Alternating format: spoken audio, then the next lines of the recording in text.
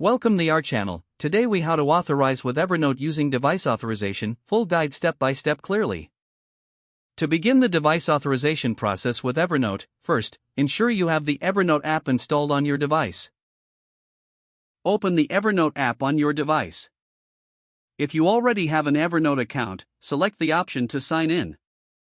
If you are new to Evernote, choose the option to create a new account. Once on the sign-in page, look for the Sign In with Device Authorization link. Tap on the link to generate a unique authorization code. You will now see a prompt instructing you to visit a specific URL.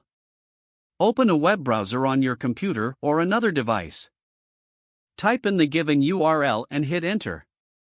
You will now see a field where you can enter the authorization code. Return to the Evernote app and copy the unique authorization code displayed. Paste or type the code into the authorization field on your web browser.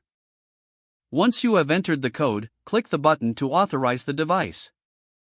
The browser will confirm that your device has been authorized successfully. Now, switch back to the Evernote app. You should see a message indicating you are logged in. If prompted, set any additional settings or preferences in the app. Now you are ready to start using Evernote on your authorized device. Enjoy organizing your notes and tasks efficiently with Evernote.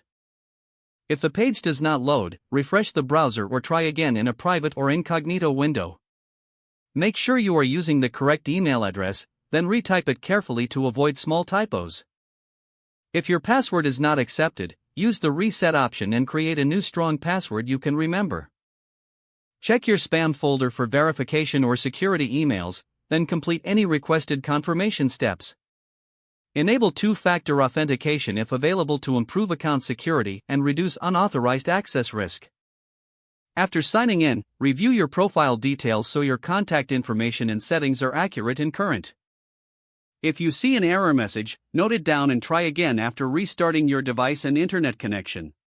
Log out when you finish, especially on shared devices, to keep your account and payment information secure. If the page does not load, refresh the browser or try again in a private or incognito window. Don't forget to like this video and subscribe to our channel for more step-by-step tech guides.